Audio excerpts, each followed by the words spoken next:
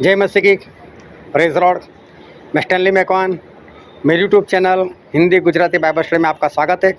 मेरे चैनल को आप सब्सक्राइब कर लीजिए। जब फिर उन्होंने आज्ञा निकाली थी कि इब्रानी में कोई भी बच्चा वो जिंदा नहीं रहना चाहिए, अगर वो पुरुष है तो। अगर लड़की पैदा हुई तो कोई बात नहीं, लेकिन लड़का पैदा हो तो उसको मार दिया जाए। लेकिन मूसा जिंदा रहे और मूसा उसी जगह पर बड़े हुए जिस जगह से आज्ञा निकली थी कि बच्चे को मार दिया जाए। उन्हीं लोगों ने मूसा को बड़ा किया। तो मूसा जिंदा क्यों रहे? उनके सामने तो मौत थी। आपके जीवन में भी ऐसा कभी ना कभी तो हुआ होगा। आप सोच कर देखना कि कभी ना कभी आपके जीवन में ऐसा हुआ होगा, या तो एक्सीडेंट हुआ होगा, या तो एक्सीडेंट होते होते बच गए होंगे आप, या तो आप बड़ी बीमारी में आ गए होंगे। कुछ ऐसी घटना आपके जीवन में हो गई होगी और थोड़े में आप बच गए, बस नहीं तो मौत ही मिलने वाली थी। तो आप बचाए क्यों गए? उसके पीछे क्या कारण है? परमेश्वर आपको क्यों बचाया? वो जानने के लिए मेरे साथ इस वीडियो में अंत तक बने रहो। तो परमेश्वर पिता का बहुत धन्यवाद करते हैं कि आज एक बार फिर हमारे परमेश्वर ने हमको ये मौका दिया है कि हम यहाँ पर इकट्ठा हो सके। परमेश्वर पिता का बहुत धन्यवाद। आओ परमेश्वर के वचन की ओर चले और बाइबल से नए नियम से प्रेरितों के काम और उसका अध्ययन हो। और हम पढ़ेंगे 10वें वचन से लेकर 18 वचन तक। दमिश्क में हनन्याह नामक एक चेला था। उससे प्रभु ने दर्शन में कहा, हे हनन्याह। उसने कहा, हाँ प्रभु। तब प्रभु ने उससे कहा, उठकर उस गली में जा जो सीधी कहलाती है, और यहूदा के घर में साउल नामक एक तरसुस वासी को पूछ, क्योंकि देख वह प्रार्थना कर रहा है। और उसने हनन्याह नामक एक पुरुष को भीतर आते और अपने ऊपर हाथ रखते देखा है, ताकि फिर से दृष्टि पाए।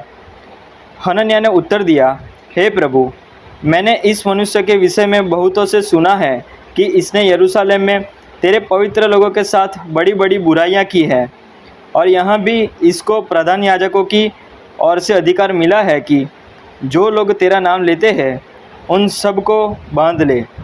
परंतु प्रभु ने उससे कहा, तू चला जा, क्योंकि वह तो अन्य जातियों और राजाओं और इज़राइलियों के सामने मेरा नाम प्रकट करने के लिए मेरा चुना हुआ पात्र है। और मैं उसे बताऊंगा कि मेरे नाम के लिए उसे कैसा कैसा दुख उठाना पड़ेगा। तब हनन्याह उठकर उस घर में गया और उस पर अपना हाथ रखकर कहा, हे भाई साउल, प्रभु अर्थात यीशु, जो उस रास्ते में जिससे तू आया तुझे दिखाई दिया था, उसी ने मुझे भेजा है कि तू फिर से दृष्टि पाए और पवित्र आत्मा से परिपूर्ण हो जाए। और तुरंत उसकी आंखों से छिलके से गिरा और वह देखने लगा और उठकर बपतिस्मा लिया। परमेश्वर पिता का वचन हमारे लिए बहुत ही आशीषित है और परमेश्वर पिता का वचन सच्चा है। और बाइबल में लिखा है कि तू सच्चाई को जानेगा तो सच्चाई तुझे आज़ाद करेगी। बहुत ध्यान से आज एक बार फिर हम परमेश्वर के वचन को सुनेंगे, समझेंगे, उसको दिल में उतारेंगे और आने वाले दिनों में उसके अनुसार चलेंगे, ताकि हम परमेश्वर के राज के वारिस बन सके। एक भाई साहब थे और सच्ची घटना बताता हूँ। उनका जीवन बहुत ही खराब था। शराब पीना, व्यभिचार में जीवन जीना, और जो गुंडे लोग होते हैं, मौत लोग होते हैं, उनके साथ घूमना, मारपीट करना, ऐसा उनका जीवन था। और था वो मसीह घराने से। उनकी जो मम्मी थी वो चर्च में बच्चों को सिखाती थी बाइबल, और उनका बेटा वो ऐसी लाइन में चला गया था।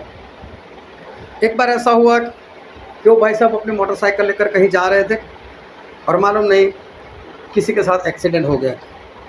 अभी एक्सीडेंट इतना भारी हो गया कि सर से लेकर पांव तक तकरीबन सारी हड्डियां टूट गई। शायद ये कोई ऐसी हड्डी होगी जो बच गई होगी, अभी सारी हड्डी टूट गई। अभी उनको अस्पताल पहुंचाया गया। डॉक्टर ने तो मना कर दिया कि बचेगा नहीं, सारी हड्डी टूटी हुई है। लेकिन फिर भी वो भाई साहब बच गए। कुछ वक्त लगा, 5-6 महीने लगे, हो सकता है ज़्यादा भी लगा हो, लेकिन किसी भी तरह से वो भाई साहब बच गए। और उन दिनों में जब ये परिस्थिति में थे, तब कई लोग उनके लिए प्रार्थना करने के लिए गए और उन्होंने भी अपनी परिस्थिति को देखा। उन्होंने उस वक्त परमेश्वर को ग्रहण किया और वो परमेश्वर में वो आ गए। और मैं जब उनको मिला तो हमारा पैर ऐसे घुटनों से मुड़ता है, उनका घुटनों के नीचे से भी मुड़ता है, वहाँ से भी मुड़कर बताया मेरे को, देखो मेरा पैर ऐसा है। बोले सारी हड्डियाँ मेरी टूट गई थी, लेकिन परमेश्वर ने मुझसे बचाया। अभी देखने जाओ तो एक्सीडेंट इतना भारी था कि बचने की कोई संभावना नहीं थी। ये भाई साहब बच गए। तो मैं सिर्फ उनकी बात नहीं करता हूँ, आप अपने जीवन में भी देखना कि आपके साथ भी कभी न कभी ऐसी घटना एक या एक से ज़्यादा बार हुई होगी कि कहीं आपको ऐसा लगा होगा यार मैं बचाया गया, मैं तो मरने वाला था। कई बार ऐसा होता है, हमारे सामने ट्रक आ जाता है, बस आ जाती, मालूम नहीं कैसे हमारा हैंडल दूसरी ओर चला जाता है, हम बचाए जाते। कई बार ऐसा भी हो जाता है कि हम बीमार हो गए होते और ऐसा लगता है कि हम नहीं बचेंगे, डॉक्टर भी मना कर दे, लेकिन फिर भी किसी तरह से हम बच गए। ऐसा सभी के जीवन में कभी न कभी ऐसा हो जाता है। जब मैं छोटा था, छोटा मतलब कुछ महीनों का था, तो उस वक्त तो कुछ अकल होती नहीं है कि हम जिंदा भी है कि नहीं है, लेकिन मैं बहुत रोता रहता था।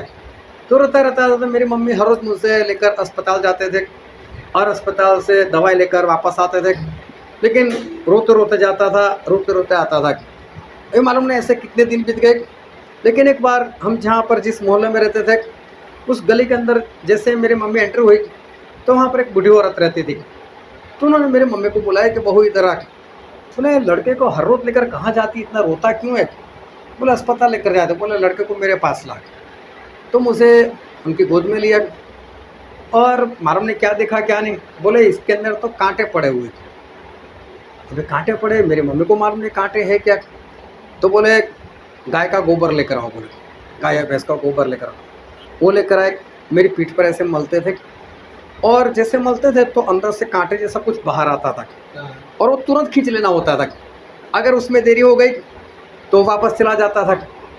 तो उस आंटी ने मेरे लिए मालूम नहीं कितनी मेहनत की और इस तरह से वो सब कांटे निकाल दिया, मैं ठीक हो गया। अब ये सब तो मुझे मालूम नहीं, लेकिन मेरे पापा ने सारी बातें मुझे बताई। बोले जब तू छोटा था तेरे साथ ऐसा हो गया था, नहीं तो अगर वो आंटी नहीं मिलती तू भी मरने वाला था, मर जाता। तो मुझे याद आया, मुझे पता चला कि हाँ मेरे जीवन में भी ऐसी घटना हो गई है कि मैं मरने वाला था, लेकिन किसी तरह से परमेश्वर ने बता दिया। फिर मैं कुछ बड़ा हुआ, 16-17 साल का था, तो जवान अभी हुआ नहीं था, लेकिन मैं मस्ती बहुत करता था। और मेरे पड़ोस में एक लड़का रहता था, मेरा मित्र था, तो उसका घर तीसरी मंजिल पर था और वहीं से जो बिजली की तार है ना वहीं से जाती थी, उसके घर के पास से, उसकी जो गैलरी पड़ती थी वहाँ से। तो ऐसे ही किसी ने बोल दिया कोई है जो इस बिजली के तार को पकड़ सकता है। मैंने बोला मैं पकड़ सकता हूँ उसमें कौन सी बड़ी बात है। अभी सही में मैंने पागलपनी किया, मैंने पकड़ लिया उस तार को। तो तार को तो पकड़ लिया, मुझसे कुछ भी नहीं हुआ, जैसे उसमें कोई जान ही नहीं, उसमें कोई बिजली ही नहीं है ऐसा। फिर मैं वहाँ से आ भी गया, फिर मैं सोचने भी लग गया, मैंने बोला मुझसे तो करंट लगना चाहिए था, ऐसा कुछ मेरे साथ हुआ नहीं, क्यों ऐसा हुआ होगा। तो मैंने सोचा कि ये तार ऐसे ही लगाए होंगे, कुछ नहीं होगा, उतनी समझ भी नहीं थी। लेकिन क्या हुआ, 2 दिन के बाद एक बंदर का बच्चा उसने उस तार को छू लिया, वहीं पर मर गया। तब मैंने देखा मैं बच गया मैं तो उसकी जगह मैं था।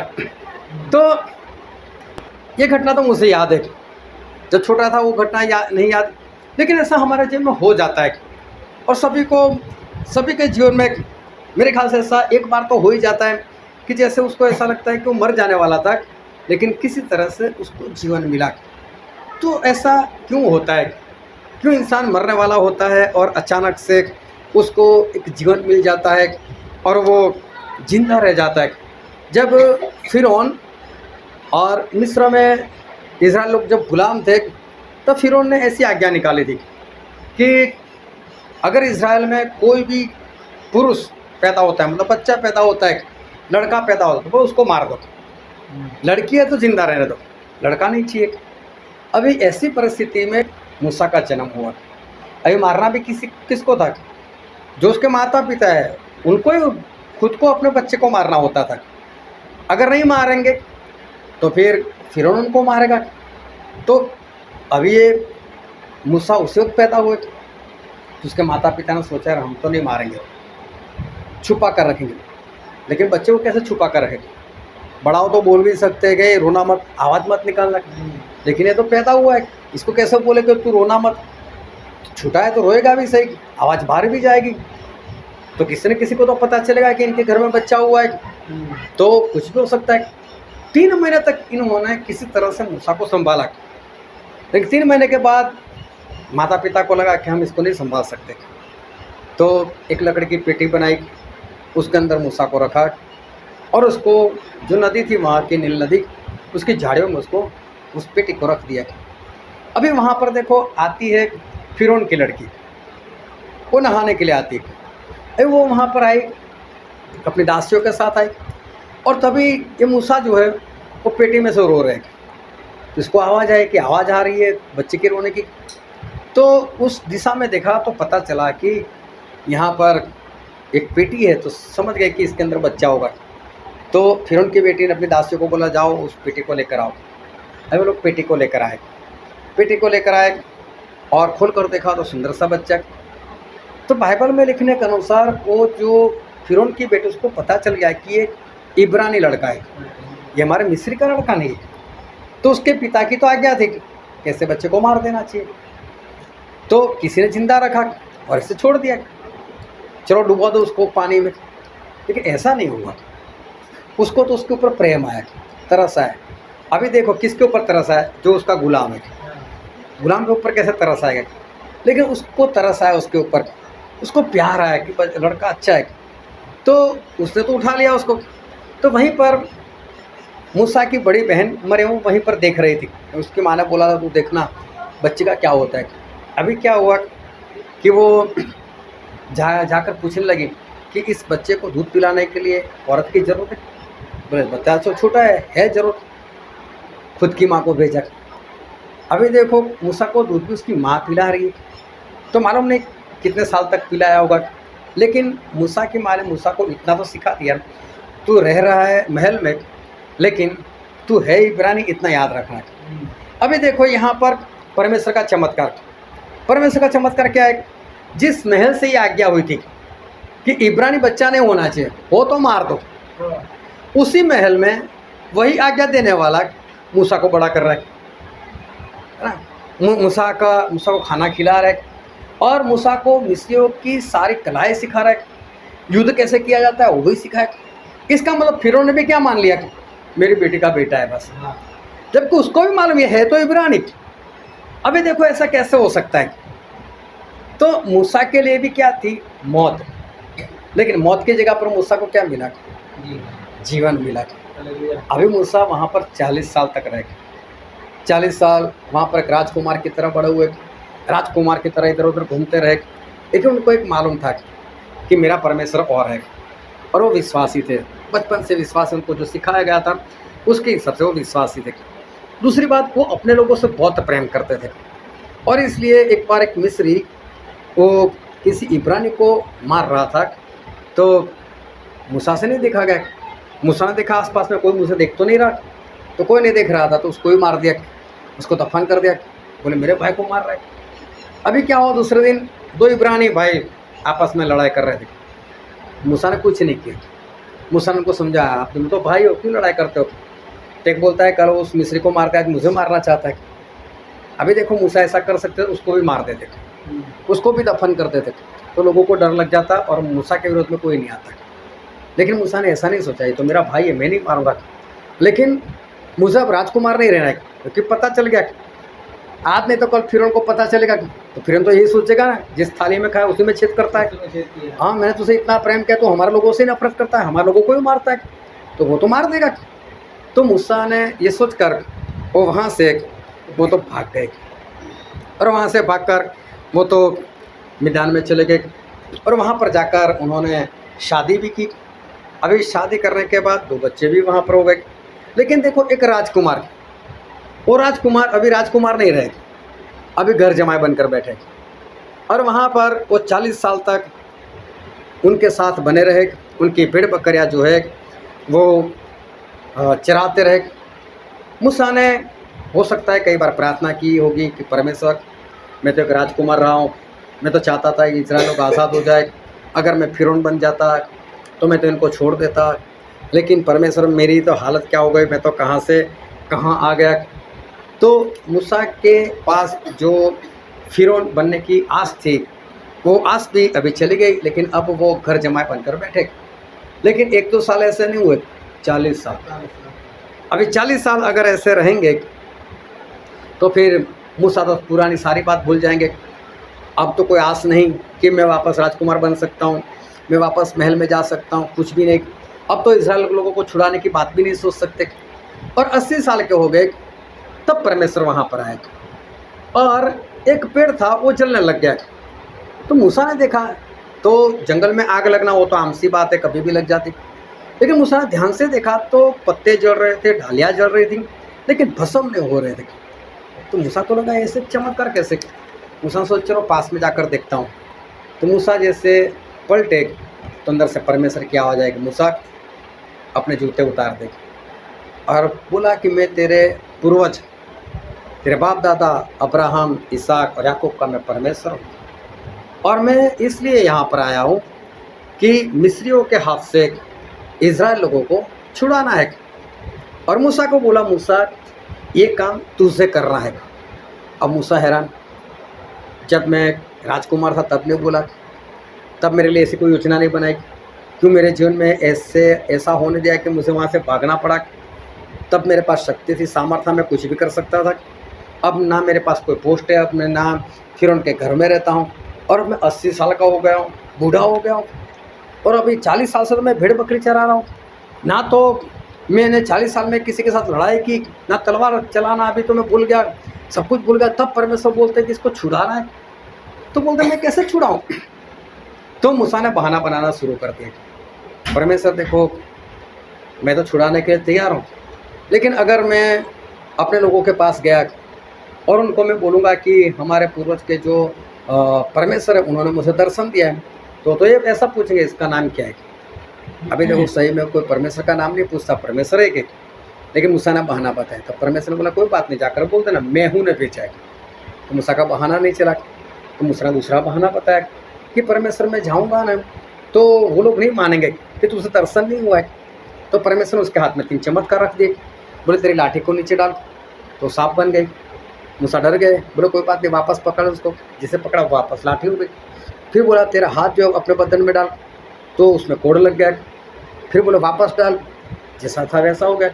बोले नदी का पानी ले, उसको मिट्टी के ऊपर डाल, तो पानी लहू बन गया। बोले चमत्कार बताना, वो लोग मान जाएंगे। अब मूसा के पास ये भी बहाना नहीं रहा। तो मूसा ने तीसरा बहाना बताया कि परमेश्वर मैं बोल नहीं सकता, मैं तो हकलाता हूँ। और कई लोग तो ऐसा ही समझते कि मूसा हकलाते थे, सही में जो परमेश्वर के साथ आमने सामने बात कर सकता हो, हाँ इतनी हिम्मत है जिसमें। तो मूसा देखो ऐसे हकलाते नहीं थे, ना भी बोलने में उनको कुछ परेशानी होती थी, लेकिन बहाना बता दिया। तो परमेश्वर बोलता है कोई बात नहीं, तेरा भाई हारून तुझे मिलने के लिए आ रहा है, तेरी जगह पर वो बोलेगा बस। फिर आखिर में मूसा ने मनाही कर दिया, परमेश्वर मैं नहीं जाना चाहता। परमेश्वर क्रोधायमान हो गए। फिर मूसा ने बोला चलो ठीक है मैं जाता हूँ। लेकिन ये जो घटना हुई वहाँ से एक बात पता चलती है कि मूसा बचपन में मर क्यों नहीं गए, क्योंकि परमेश्वर की कोई योजना तो मूसा के लिए थी। जब हम इस धरती पर आते हैं तो एक माँ की कोख में हमारा शरीर बनता है, लेकिन उस शरीर के अंदर एक आत्मा होता है जिससे हम जिंदा रहते हैं। वो आत्मा परमेश्वर की ओर से आता है, और वो आत्मा इस शरीर, वो आत्मा इस धरती पर कहीं नहीं बनता, लेकिन वो आत्मा बनता है स्वर्ग में, और स्वर्गीय पदार्थों का बना हुआ है। देखो आपने आज तक अपना खुद का आत्मा भी नहीं देखा होगा कि मेरा आत्मा कैसा है, कैसा दिखता है। कहीं पर भी खड़े हो जाओ आत्मा दिखता ही नहीं हमको, जबकि उसी से हम जिंदा है। अगर वो निकल गया तो हम गए काम से, लेकिन फिर भी हमने भी हमारे आत्मा को नहीं देखा। लेकिन ये आत्मा ना तो कभी बीमार होता है, ना तो कभी कमज़ोर होता है, ना ही कभी मरता है। तो ऐसा आत्मा हमारे परमेश्वर ने हमारे अंदर डाला क्यों? इसलिए डाला क्योंकि परमेश्वर की हमारे प्रति कोई ना कोई योजना है। वो भाई साहब जिनके बारे में मैंने बात की, उनका एक्सीडेंट हो गया, सारी हड्डियाँ टूट गई। उसके बाद ऐसी परिस्थिति में उन्होंने परमेश्वर को ग्रहण किया। फिर परमेश्वर को जीवन समर्पित करने के बाद जब चंगाई मिली, वो परमेश्वर के पीछे चलने लगे। और मालूम है उन्होंने 10-12 लैंग्वेज जो है, भाषाएँ जो है, उनका ज्ञान प्राप्त किया। और उनके कहने के अनुसार तो ये कहना चाहते कि बस मुझे ऐसे अचानक ही आ गए बस। और आज जब कहीं पर कोई पास्टर बाहर से आता है, कोई और लैंग्वेज में प्रचार करता है, और उसका अगर तमिल में प्रचार करना हो, अनुवाद करना हो, या गुजराती में करना हो, हिंदी में करना है, तो इस भाई साहब को लोग बुलाते हैं। और आप मानोगे नहीं, बड़ोदरा से चेन्नई तक भी वो मोटरसाइकिल पर जाते हैं, चेन्नई तक मोटरसाइकिल पर जाते हैं। अभी वो बच गए, कारण क्या था? क्योंकि परमेश्वर ने उनके प्रति एक योजना बनाई थी कि ये इंसान मेरा ये काम करेगा। इसके लिए परमेश्वर ने उनको उस वक्त मरने नहीं दिया। मुझे भी परमेश्वर ने मरने नहीं दिया, तो कारण यही था कि कोई योजना थी। तो उस योजना के लिए परमेश्वर हम सभी को मरने नहीं देते। तो परमेश्वर हमारे प्रति कोई ना कोई योजना जो है वो उन्होंने बना कर रखी है। और बाइबल में वचन पढ़ते हैं जो है प्रेरितों के काम में, उसका 10वां अध्याय और उसका 34 वचन। तब पतरस ने कहा, अब मुझे निश्चय हुआ कि परमेश्वर किसी का पक्ष नहीं करता। हाँ, यहाँ पर लिखा है कि परमेश्वर किसी का पक्ष नहीं करते। कहने का मतलब यह है कि परमेश्वर किसी को चुने और किसी को ना चुने, ऐसा परमेश्वर नहीं करते। किसी का पक्ष नहीं करते कि चलो मैंने मूसा को चुना, अभी हारून को नहीं, हारून को भी चुना है। ऐसा भी नहीं कि मूसा और हारून को चुना है तो मरियम को नहीं चुना, मरियम को भी चुना है। परमेश्वर किसी का पक्ष नहीं करते, परमेश्वर ने सभी को चुना हुआ है। जब यिर्मयाह भविष्यवक्ता वो जवान हो गए, और जब जवान हो गए तब ऐसा हुआ कि परमेश्वर ने उनको दर्शन दिया, और परमेश्वर ने दर्शन देकर यिर्मयाह से बात की। और यिर्मयाह से बात की तो हम बाइबल में पढ़ते हैं, यिर्मयाह भविष्यवक्ता का पुस्तक, उसका 1 अध्याय और उसका 4 और 5 वचन पढ़ते हैं।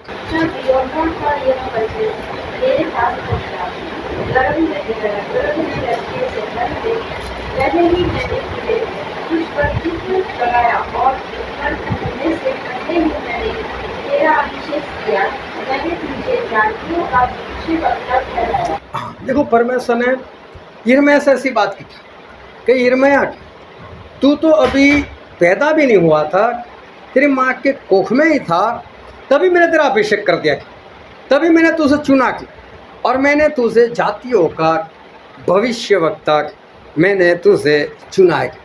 देखो, ये यिर्मयाह को परमेश्वर जब जवान होते रहे तब ये बात परमेश्वर उसके सामने रखते।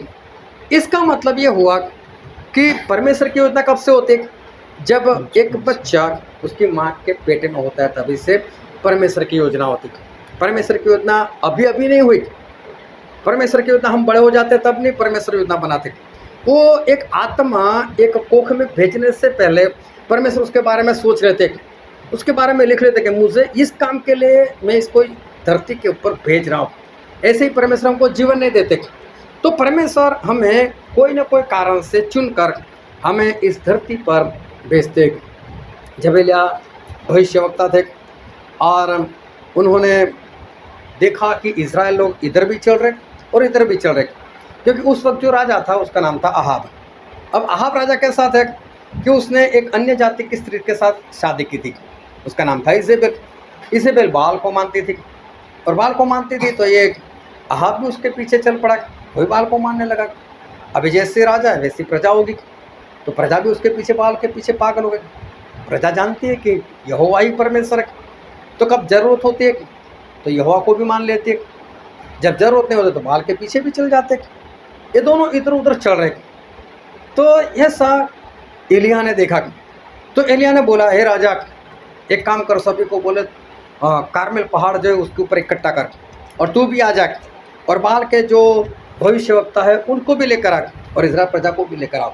और वहाँ पर हम ऐसा करेंगे कि 2 वेदी बनाएंगे, दोनों के ऊपर बलि रखेंगे, और बाल के जो भविष्यवक्ता है वो बाल के नाम से प्रार्थना करेंगे, और बीच में आग नहीं रखेंगे। अगर बाल आग भेजकर उस बलि को ग्रहण करता है तो बाल सच्चा, और अगर यहोवा परमेश्वर वो आग भेजकर बलि को ग्रहण करते हैं तो यहोवा सच्चे। जो भी सच्चे पता चल जाएगा। तो ये बोलता है ठीक है चलो ऐसा करते। सभी लोग वहाँ पर खड़े हो गए। बाल के भविष्यवक्ता ने सुबह से लेकर शाम तक प्रयत्न किया, बहुत प्रार्थना की, अपने आप को तलवार से मारा भी सही, खून बहाया ताकि उनका देवता प्रसन्न हो, लेकिन ऐसा कुछ भी नहीं हुआ। उसके बाद शाम के वक्त जब एलिया ने एक ही बार प्रार्थना की तो परमेश्वर की ओर से आग आई और उस बलि को ग्रहण किया और सभी को पता चल गया कि एक ही परमेश्वर और यहोवा परमेश्वर। और एलिया ने तलवार निकालकर जो बाल के झूठे भविष्यवक्ता थे सभी का घात कर दे। अब ये बात पता चली इजेबेल को, रानी को पता चली, तो रानी ने बोल दिया कि जिस तरह से उसने मेरे भविष्यवक्ता को मार दिया, कल सुबह मैं भी उसको मार दूँगी। अभी देखो हमारा जो राजा है नरेंद्र मोदी, अगर उसके विरोध में हमने कुछ कर दिया और वो बोलता है कल सुबह मैं उसको मार दूंगा, तो हम भाग कर कहाँ भागेंगे? इंडिया से बाहर तो जा नहीं सकते। हाँ, तो इंडिया में तो उन्हीं की हुकूमत है, तो कहीं पर भी ढूंढ के मार देंगे। तो एलिया जो है वो भाग गए और एलिया भागकर जंगल में चले गए। इतने थके हुए थे, वहाँ पर सो गए और वहाँ पर परमेश्वर ने सरदूत को भेजा। सरदूत ने एलिया को जगाया, एक रोटी खिलाई, पानी पिलाया। इतने थके हुए तो वापस सो गए, फिर उनको जगाया, फिर रोटी खिलाई, फिर पानी पिलाया।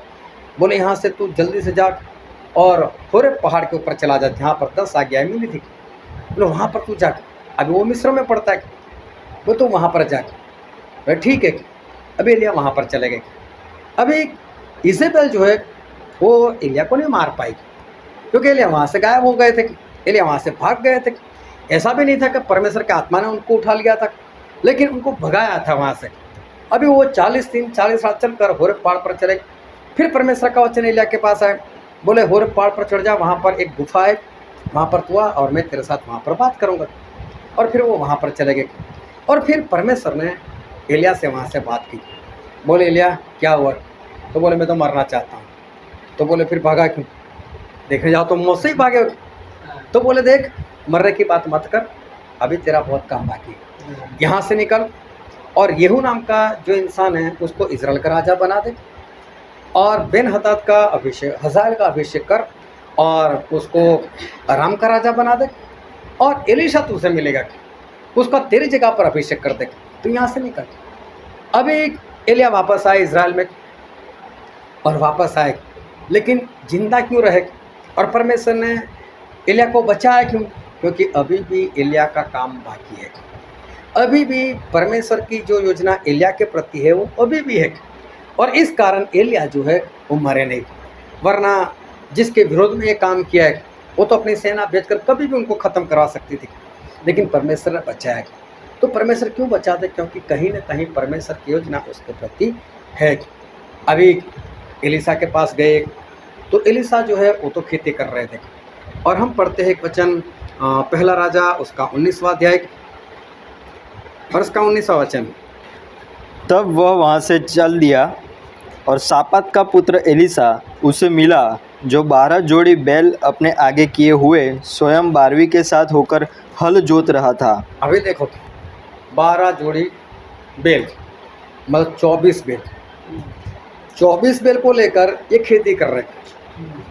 इसका मतलब जमीन कितनी होनी चाहिए? बहुत जमीन होगी, तब ये 24 बैलों को लेकर ये खेती कर रहे हैं। दूसरी बात देखो तो 24 बैलों को अपने हाथों से कंट्रोल में रखना, तो इसका मतलब एलीशा की हाइट बॉडी कैसी होनी चाहिए? तो दिखने में सुंदर, अच्छी हाइट बॉडी, बहुत सारे जमीन जायदाद, 24 बैलों के साथ खेती करना, बिंदास से कर रहे। तो एलीशा के पास बहुत कुछ है, सब कुछ है, एक धनवान इंसान है समझ लो। और एलिया वहाँ पर आए, उन्होंने क्या कि अपना कुर्ता इसके ऊपर डाला, रोज चलने लगी और एलीशा को पता चल गया कि मुझे इसके साथ जाना है। वो पीछे भागे, बोले एलिया मैं घर पर जाकर आता हूँ, मेरे माता पिता को बोल कर आता हूँ कि बस मैं जा रहा हूँ। बोले मैंने तुझे क्या कुछ कहा कुछ? तो समझ गया कि घर पर भी नहीं जाना है। और ये एलीशा जो है वो वहीं से एलिया के पीछे वो चल पड़े। मतलब एलीशा के लिए भी परमेश्वर की एक योजना थी, खेती काम नहीं करना था उनको वहाँ पर अपने माता पिता के साथ नहीं रहना था, लेकिन परमेश्वर ने एलीशा के लिए भी एक योजना बनाई थी। अब ध्यान से समझना, मूसा के लिए योजना थी, जन्म से पहले ही योजना थी, तभी तो परमेश्वर ने मूसा को बचाया। लेकिन 80 साल मूसा कैसे जीवन जिए? अपनी मर्जी से। विश्वासी थे, प्रार्थना करते थे, लालच नहीं करते थे, अपने लोगों से प्रेम करते थे, सब कुछ था मूसा के अंदर। अच्छे थे मूसा, विश्वासी थे, लेकिन उनका जो जीवन था वो अपनी मर्जी से था। 40 साल तक वो बिंदास से खा पीकर बिंदास से उस फिरौन के घर में रहे। जब उन्होंने देखा कि मिस्री मेरे लोगों को मार रहा है, तो बिना पूछे, परमेश्वर से पूछे बिना उसको मार भी दिया। दूसरे दिन अपने भाई लोग लड़ रहे, तो वहाँ पर पक्ष कर रहा है कि ये तो मेरे भाई है, क्यों मारो मैं इसको? तो मिस्री भी है तो परमेश्वर के लोग, तो वहाँ पर भी पूछना चाहिए था परमेश्वर मैं कुछ करूँ। लेकिन मूसा 80 साल तक अपनी मर्जी से जीवन जीते रहे, थे विश्वासी, उनका जीवन अच्छा था, उनका जीवन पाप में नहीं था। जितना अच्छा वो कर सकते थे परमेश्वर में, इतना अच्छा जीवन जी रहे थे। लेकिन जी कैसे रहे थे? अपनी मर्जी से। अभी तक परमेश्वर की जो योजना है उस योजना के अनुसार उन्होंने आज तक कोई काम नहीं किया। 80 साल तक उन्होंने कोई काम नहीं किया। लेकिन जब 80 साल के हुए तब परमेश्वर मूसा को दर्शन देते, और तब परमेश्वर मूसा को ऐसा बोलते कि मूसा तू मेरा काम कर। योजना तो अभी शुरू हुई, लेकिन मूसा कब पैदा हुए? 80 साल पहले। जिस दिन योजना है उस दिन परमेश्वर पैदा नहीं करते, तभी तो पैदा हो तो काम कैसा करेगा? तो परमेश्वर योजना तो पहले बना देते कि इतने साल के बाद इसको काम करना है, तो पैदा पहले से कर देते। और फिर जब उनकी योजना, उनका वक्त आता है, तब परमेश्वर उसको पकड़ते। अभी देखो, मूसा को अगर पहले से पता होता कि परमेश्वर ने मुझे तो इस्राएल लोगों को छुड़ाने के लिए भेजा है, और परमेश्वर आते हैं और मूसा को बोलते हैं मूसा मैं छुड़ाने के लिए आया, अच्छा परमेश्वर अभी चला। लेकिन बहाने क्यों बताए? योजना नहीं मालूम थी कि मेरे जीवन में परमेश्वर ने मेरे लिए ऐसी कोई योजना बनाई कि मेरे ही हाथों से, फिरौन के हाथों से इस इज़राइल को छुड़ाना है। ये मूसा को नहीं मालूम था। इसलिए 80 साल बिंदास से वो अपनी रीति से वो जीवन वो जीने लगे। जिस भाई साहब की मैंने बात की, जवान हो गए थे और व्यभिचार में, शराब में, ऐसे उनका जीवन था, गाली गलौज में, लड़ाई झगड़ों में जीवन था। अगर उनको पहले से पता होता कि परमेश्वर की मेरे लिए योजना है, तो ऐसे जीवन नहीं जीते। लेकिन ऐसा जीवन नहीं था, इसका मतलब उनको भी योजना नहीं मालूम थी। मैं भी जब मसीह में आया तो 33.5 साल का था। बस 33.5 साल में 1 महीना कम था। अगर मुझे भी परमेश्वर की योजना मालूम होती तो मैं शुरू से पढ़ाई भी उसी तरह से करता। जॉब के चक्कर में पढ़ता नहीं, कारोबार के चक्कर में पढ़ता नहीं, क्योंकि मालूम था कि योजना तो ये है। योजना नहीं मालूम थी, लेकिन परमेश्वर ने किसी वक्त बताया कि तुझसे इस तरह से जीवन जीना है, मेरे तेरे बारे में योजना ये है। तो होता क्या है कि हम सभी लोग अपनी मर्जी से जीवन जीते हैं। यहाँ तक कि यिर्मयाह, चाहे कितने भी बड़े भविष्यवक्ता हो गए, लेकिन जब उनको बताया कि यिर्मयाह तू तेरी माँ के कोख में था, तब से मैंने तुझे पवित्र किया, तब से मैंने तेरा अभिषेक किया है और मैंने तुझे भविष्यवक्ता ठहराया, तो मालूम वो क्या बोलते हैं? एक वचन पढ़ते ही यिर्मयाह उसका पहला अध्याय और उसका 6 वचन। तब मैंने कहा, हाय प्रभु यहोवा, देख मैं तो बोलना भी नहीं जानता, क्योंकि मैं लड़का ही हूँ। हाँ, ये बोलते हैं अभी मैं लड़का मतलब बच्चा ही हूँ। अगर यिर्मयाह को पता होता कि नहीं मैं तो भविष्यवक्ता हूँ, बचपन से मालूम होता, तो ऐसा बोलते नहीं बोलते हो। तो कहने का मतलब ये है कि परमेश्वर ने हम सभी के लिए योजना बनाई है, लेकिन वो योजना किसी को पता नहीं होती। हम सभी अपनी मर्जी से वो जीवन जीते रहते। एलीशा ने भी बोला, एक वचन पढ़ते हैं, पहला राजा उसका 19वां अध्याय उसका 20 वचन। तब वह बैलों को छोड़कर एलिया के पीछे दौड़ा और कहने लगा, मुझे अपने माता पिता को चूमने दे, तब मैं तेरे पीछे चलूँगा। हाँ, ये बोल रहे कि मैं पहले माता पिता के पास जाकर आता। अगर एलीशा को पहले से पता होता मेरे लिए क्या योजना है, उनके माता पिता को भी पता होता मेरे लिए क्या योजना है, तो फिर माता पिता को पूछने की ज़रूरत ही नहीं थी। माता पिता ने पहले से उसको बताया होता कि एलीशा तेरे लिए योजना, कभी भी एलिया आए तो चले जाना उसके साथ। लेकिन वो तो बोलता है मैं एक बार आखिरी बार मिलकर आता हूँ। इसका मतलब उनको भी नहीं मालूम कि मेरे लिए कोई योजना है। और जब तक इंसान को ये योजना के बारे में पता नहीं होता है कि परमेश्वर ने मुझे क्यों चुना है, परमेश्वर ने मुझे इस धरती पर क्यों भेजा है, तब तक इंसान क्या करता है? अपनी मर्जी से वो जीवन जीता है। ऐसा नहीं कि वो पापों में जीवन जीता है या उसका जीवन खराब होता है, ऐसे भी कई लोगों के साथ होता है। लेकिन वो अपनी मर्जी से इसलिए जीवन जीता है क्योंकि उसको मालूम नहीं कि परमेश्वर ने मेरे लिए क्या रखा है।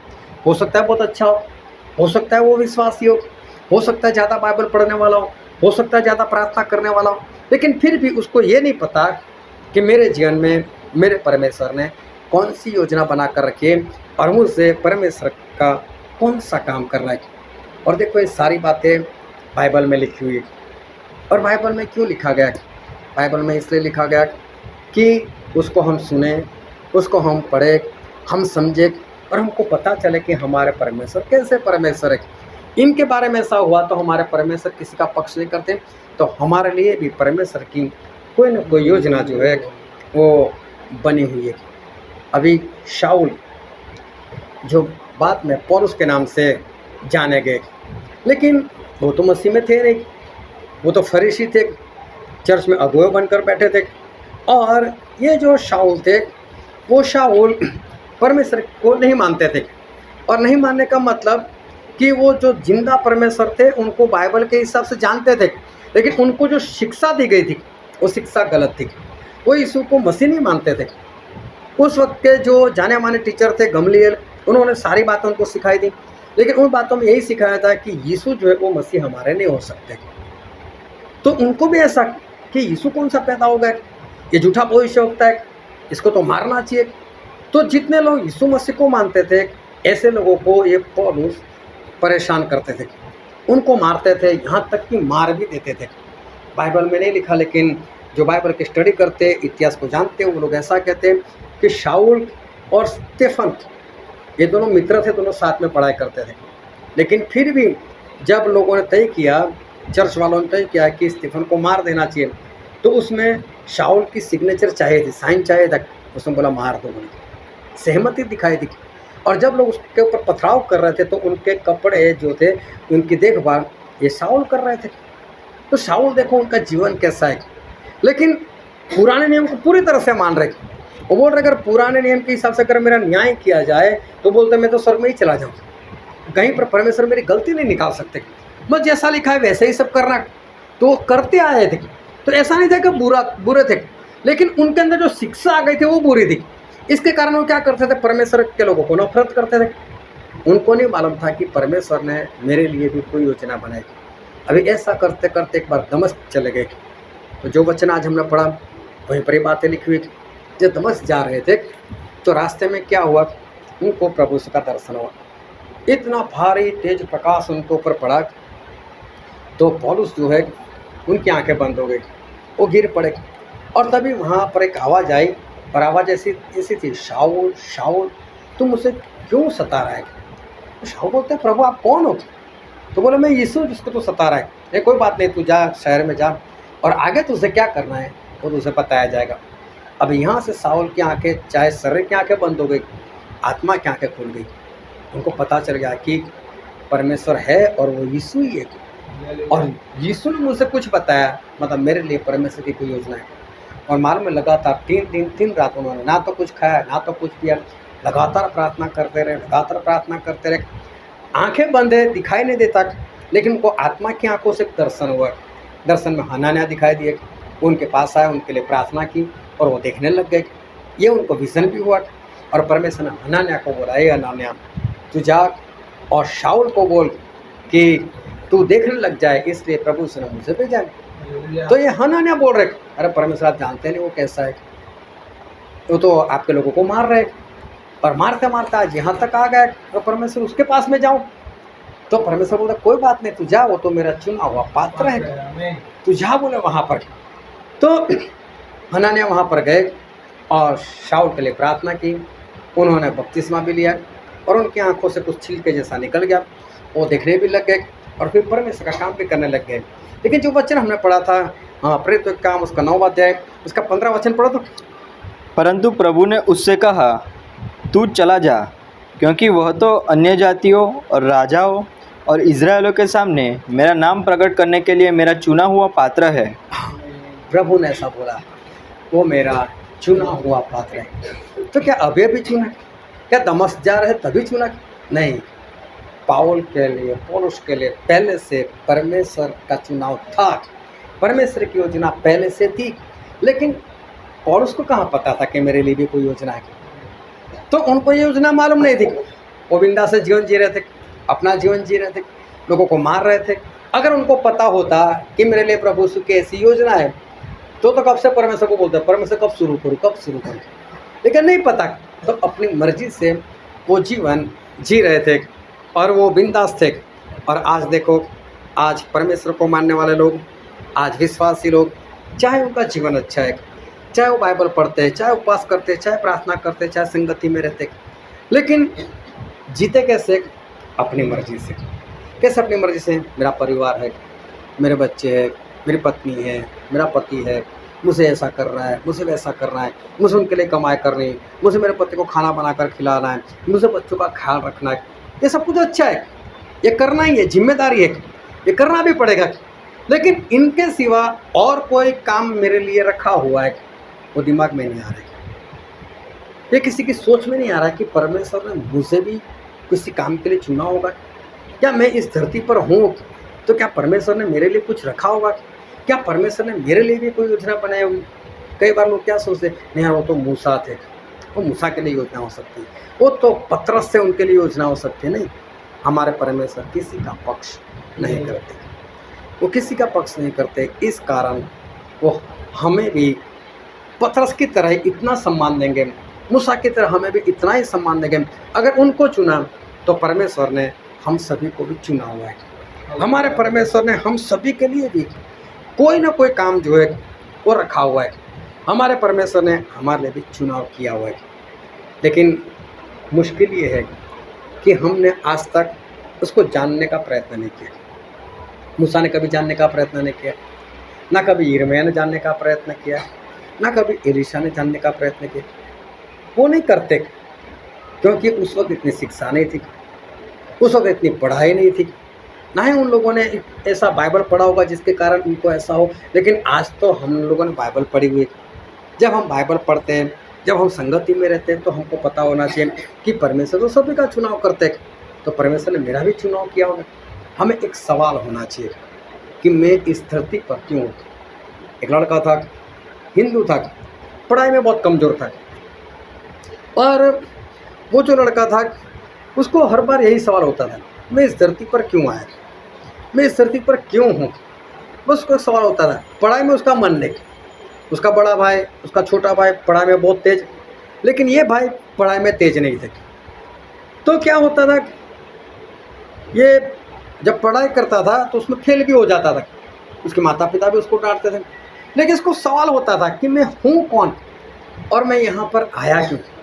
अभी ज़्यादा पढ़ाई नहीं की तो फिर अच्छी जॉब नहीं मिली, अच्छी जॉब नहीं मिली तो छोटा मोटा काम करता था, और उसी काम के सिलसिले में मुझे उससे मिलना पड़ा। तो मैं उससे मिला, और उस वक्त मैं भी नया नया मसीह में आया था। तो जब वो काम के सिलसिले में मेरे पास आता था तो मेरे मुँह से प्रभु से की बातें निकलने लगती थी। प्रभु उसने ऐसा किया, प्रभु उसने वैसा किया, ये किया वो किया। अभी मेरा कोई इरादा नहीं था कि मैं इसको सुसमाचार दूँ, और मैं तो नया नया था बस। तो जो अंदर जोश भरा हुआ था तो इसके कारण मैं बोलता रहता था, जो मैं देखता था वो बोलता रहता था, जो पढ़ता था वो बोलते रहता था। लेकिन मुझे नहीं मालूम मैं उसको सुसमाचार दे रहा हूँ, उसके ऊपर कुछ असर हो रहा है वो तो मुझे मालूम ही नहीं। अभी 3-4 महीनों के बार आया, मुझे बोलता है मुझे बपतिस्मा लेना है। तो मैं चौंक गया, मेरे को इसको बपतिस्मा क्यों लेना है। मैं तू तुझसे बपतिस्मा क्यों ले, तेरे जीवन में कौन सा चमत्कार हो, तू तो हिंदू है, तू क्यों बपतिस्मा लेना चाहता है। अरे बोला आप हर रोज तो मेरे साथ बातें करते रहते हो। बोलो सुन सको, मैं तो बाइबल भी लेकर आया बोले, और मैंने तो बाइबल भी पढ़ा। तो मुझे लगा ये परमेश्वर तो यही है, तो मुझे तो बपतिस्मा लेना है। तो मैं खुद हैरान रह गया। तो उसने अपनी गवाही में बताया कि मैं बचपन से मेरे जीवन में सवाल था कि मैं हूँ कौन और मैं इस धरती पर आया क्यों बस। तो उसी सवाल के जवाब के हिसाब में परमेश्वर ने उनको चुनकर बताया कि तू तो मेरा चुना हुआ पात्र है। और परमेश्वर उसका इस्तेमाल करने लग गए, और परमेश्वर ने उसको भी बाइबल का ज्ञान दिया, और वो भी बाहर जाने लगे, वो भी लोगों को सुसमाचार प्रकट करने लगे, लोगों को प्रार्थना करने लगे। तो क्या है, हमें एक सवाल अंदर होना चाहिए कि अगर मैं इस धरती पर हूँ तो क्यों हूँ। क्या मुझे बस इस धरती पर इसलिए आना था कि कुछ पढ़ाई करूँ, कुछ कारोबार करूँ, शादी करूँ, बच्चे पैदा करूँ, और फिर उनके लिए कुछ छोड़कर मर जाऊँ। हाँ, ये सारा काम तो है, ये तो संसार का काम है, ये तो होता रहता, सभी लोग करते। लेकिन क्या सिर्फ यही चक्कर चलाने के लिए मैं नहीं, परमेश्वर ने मुझे चुना हुआ है, और परमेश्वर ने मेरे लिए कोई काम रखा हुआ है। और इसीलिए हमारे परमेश्वर जब भी हम उनके सिंहासन के सामने खड़े होंगे तो परमेश्वर यही पूछने वाले। और जब बाइबल में हम पढ़ते तो आखिरी न्याय के वक्त प्रभु से यही पूछते हैं कि जब मैं भूखा था मुझे खिलाया, या तो कहेंगे मैं भूखा था मुझे नहीं खिलाया, मैं प्यासा था मुझे पानी पिलाया, या तो कहेंगे मैं प्यासा था मुझे पानी नहीं पिलाया। तो परमेश्वर ऐसा क्यों कह रहे थे? मतलब ये हमारा एक काम है, परमेश्वर ने हमारे को एक काम रखा है। और प्रभु ने ऐसा बोला, जीवन की रोटी मैं हूँ। वो जीवन की रोटी है, और जीवन की रोटी मतलब बाइबल, और उसी को खिलाने की बात कर रहे थे। तो लोगों ने पूछा, प्रभु हमने कब आपको खिलाया? तो बोले मुझे नहीं, मेरे भाइयों में से किसी को तो खिलाया, मतलब मुझसे खिलाया। तो बाइबल के वचन की बात कर रहे थे, इस जीवन की रोटी की बात करें। इस बाइबल जो है वो हमें दूसरों को खिलाना है, हमें दूसरों के पास बाइबल लेकर जाना है, उनको बाइबल से सिखाना है, उनको बताना है कि देखो ये परमेश्वर है। जो कोई पवित्र आत्मा का प्यासा है, प्रभु से बोला जो कोई प्यासा हो वो मेरे पास आकर पिए। और उन्होंने ये बात पवित्र आत्मा के बारे में कही थी। तो कई लोग ऐसे हैं जो विश्वास में तो आ चुके हैं, संगति में जाने लग गए, लेकिन पवित्र आत्मा क्या है उनको पता नहीं। और अगर पता चला तो उनको ये नहीं मालूम कि पवित्र आत्मा पाया कैसे जाता है। एक भाई साहब से मैं मिला, तो उन्होंने मुझे डायरेक्ट यही सवाल किया, मसीह में आए थे, तो पवित्र आत्मा कैसे पा सकते हो? मैं बोला वो तो आसान है, पवित्र आत्मा पाना आसान है। तो बोले यार मैंने तो मेरे पास्टर से पूछा था, तो मेरे पास्टर ने हंसकर मुझे ऐसा उत्तर दिया कि 9 साल के बाद तो मुझे मिला, तुझे मालूम नहीं कब मिलेगा। अब उसको पवित्र आत्मा चाहिए, लेकिन सामने से उत्तर नहीं है। ऐसे लोग जो पवित्र आत्मा के प्यास हैं, हमें उनको पवित्र आत्मा दिलाना पड़ेगा। हम नहीं दिला सकते तो ऐसे इंसान जो दिला सकता है उसके पास ले जाना है, ताकि हम उसको बताएं कि हाँ भाई साहब तू यहाँ से पीक। प्रभु उसको बोलते कि मैं नंगा था मुझे वस्त्र पहनाए। तो वस्त्र क्या है? वो आज्ञाकारी है। जब आदम और हवा ने आज्ञाकारी नहीं की तो लोग छुप गए। तो जब आज्ञाकारी नहीं करते वो नंगापन दिखा रहा है। तो हम ऐसे लोग कि जो मसीह में तो आ चुके लेकिन फिर भी आज्ञा नहीं मानते।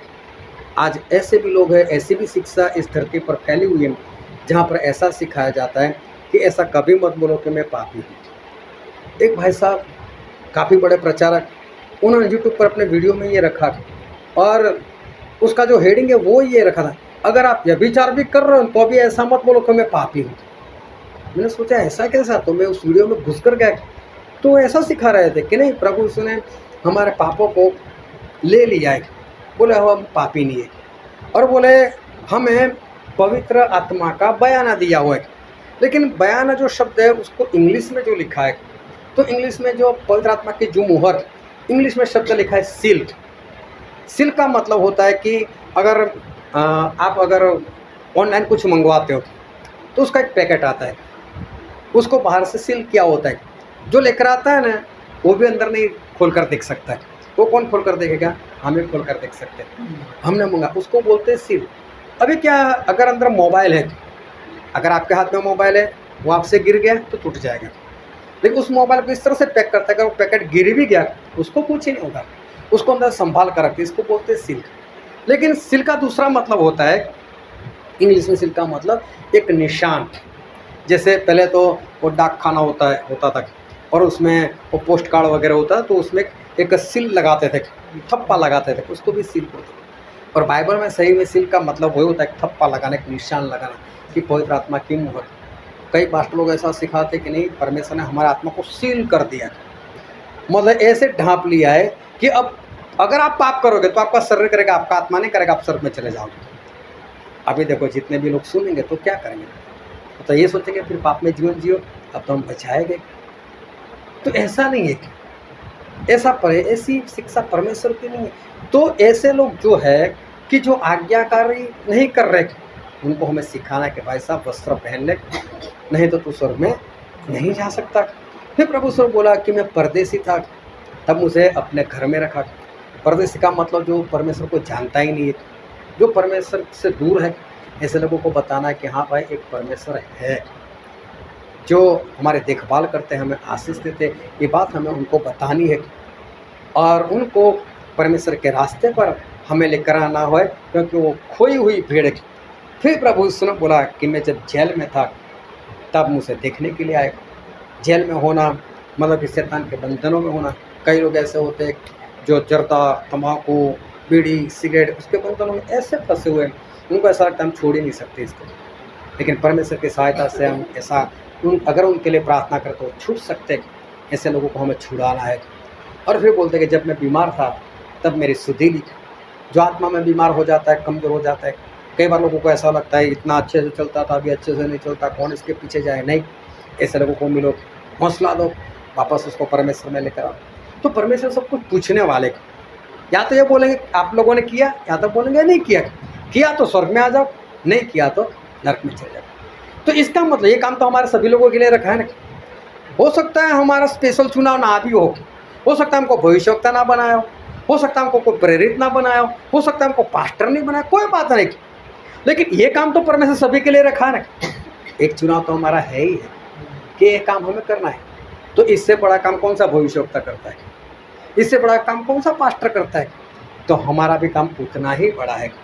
तो परमेश्वर ने काम हमें दिया हुआ है, तो हमें क्या करना है, उस चुनाव में चलना है। आज तक चाहे हमको नहीं पता चला, बस हम हमारे परिवार में व्यस्त रहे, हमारे कारोबार में व्यस्त रहे, लेकिन आज परमेश्वर ने हमको बताया हुआ है तो ये तो करना ही है। परिवार को छोड़ना नहीं है, बच्चों को छोड़ना नहीं, लेकिन साथ साथ में जो परमेश्वर ने आज हमको बताया तो हम उस चुनाव में आना है। मूसा को 80 साल तक नहीं पता चला था, लेकिन हम उससे ज़्यादा हम कृपा पाए हुए लोग हैं, क्योंकि हमको उससे पहले पता चल गया। अगर 80 साल में अगर पता चलेगा तो आज तो 80 साल का तो कोई होता ही नहीं। तो हम पर परमेश्वर की ज़्यादा कृपा है कि हमको पहले से पता चल गया कि परमेश्वर ने हमारे योजना बनाई, उस योजना के अंदर आ जाओ। बाकी जो काम करता है वो तो करना ही करना है, लेकिन साथ में इसके लिए हमें वक्त निकालना है, ताकि जब भी हम परमेश्वर के पास जाएँ तो हम परमेश्वर की निगाहों में निगाह डालकर हम बातें कर सकें। हाँ परमेश्वर, मैं आपके पास आया हूँ। नहीं तो कैसे करना पड़ेगा, कैसे झुक कर खड़ा रहना पड़ेगा। और झुक कर खड़ा रहना मतलब हमने काम नहीं किया, तो परमेश्वर भी क्या बोलने वाले हैं, यहाँ से निकलो भाई। तो हमें क्या करना है, ऐसा काम कर कर जाना है कि हम परमेश्वर की निगाहों में निगाह डालकर बात कर सकें और परमेश्वर भी अपने साथ हमको स्वर्ग में ले सकें। हालेलुया। आओ हम हमारे आंखों को बंद करें, हमारे मस्तकों को प्रभु से आगे झुकाए, जो राजाओं के राजा है, जो प्रभु के प्रभु है, जो हमारे बीच में है, जो कभी नहीं बदलते। मेरे प्रियो, ये वक्त है कि हम अपने आप को जांचें, हम अपने आप को परखें, अपने आप से हम सवाल करें कि मैं इस धरती पर अगर हूँ तो क्या मुझे मालूम है कि मेरा चुनाव क्या है। क्या मैंने आज तक कभी इस बात को जानने का प्रयत्न किया कि परमेश्वर ने मुझसे भी किसी काम से चुना हुआ है, कि उस मूसा की तरह 80 साल जैसे मूसा अपनी मर्जी से जीवन जीते रहे, मैं भी वैसे ही जीवन जीता हूँ। मैं भी उस सिरमा की तरह जब जवान हो गए तब तक अपनी मर्जी से चलते रहे, और मैं भी वैसे ही चलता रहा। उस एलीशा की तरह संसार के कमाई के काम में व्यस्त रहते थे, आज मैं भी वैसा ही हूँ। मेरे प्रियो, आज परमेश्वर ने अपनी योजना को हमारे सामने प्रकट की, बस हमें ऐसा काम करना है, उस योजना के अनुसार हमें चलना है, उस काम को पूरा करना है, क्योंकि परमेश्वर ने ऐसे हमको इस धरती पर नहीं भेजा। परमेश्वर हमारे जरिए कई लोगों को बचाना चाहते हैं, हम खुद भी बचे और बहुत लोगों को बचाने वाले बने। ये वचन समझने के लिए, ग्रहण करने के लिए, उसके अनुसार चलने के लिए प्रभु से भी कृपा हम सभी पर